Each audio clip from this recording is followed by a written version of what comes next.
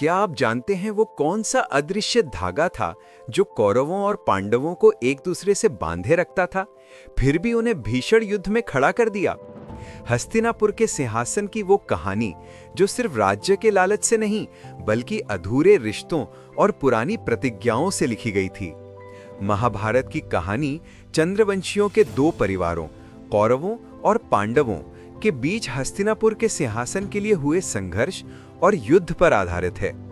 ये युद्ध धर्म और अधर्म के बीच लड़ा गया था, जिसमें पांडवों की जीत हुई थी। युद्ध का मुख्य कारण एक पासा का खेल था, जिसमें पांडवों ने अपना राज्य खो दिया और उन्हें 13 साल का वनवास मिला। युद्ध के बाद पांडवों ने राज्य किया और फिर उन्होंने स्वर्ग जाने का निर्णय लिया। मुख्य घटनाएं: वंश की उत्पत्ति। कहानी कुरु वंश से शुरू होती है, जिसके वंशज धृतराष्ट्र और पांडु थे।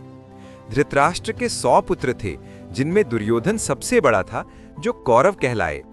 पांडु के 5 पुत्र थे, युधिष्ठिर, भीम, अर्जुन, नकुल और सहदेव, जो पांडव कहलाए। संघर्ष की शुरुआत: सिंहासन के लिए कौरवों और पांडवों के बीच प्रतिद्वंदिता थी। पासा का खेल: शकुनी ने युधिष्ठिर को पासे के खेल में हराया, जिससे पांडवों ने अपना राज्य और सब कुछ खो दिया। वनवास: शर्त के अनुसार पांडवों को 12 साल का वनवास और 1 साल का अज्ञातवास काटना पड़ा।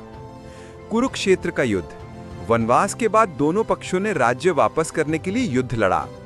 भगवान कृष्ण अर्जुन के सारथी बने और उन्हें भगवद गीता का उपदेश दिया। इस युद्ध में कौरवों की हार हुई और पांडवों की जीत हुई। युद्ध के बाद पांडवों ने राज्य किया, लेकिन अंततः उन्होंने अपने भाइयों के साथ स्वर्ग जाने का फैसला किया। महाभारत का अंत कलयुग की शुरुआत का प्रतीक है, जब धर्म का पतन शुरू होता है। मुख्य पात्र: पांडव, युधिष्ठिर, भीम, अर्जुन, नकुल और सहदेव। कौरव: 100 कौरव भाइयों का समूह, जिसमें दुर्योधन प्रमुख था। अन्य महत्वपूर्ण पात्र: भगवान कृष्ण, पांडवों के सबसे करीबी मित्र और मार्गदर्शक।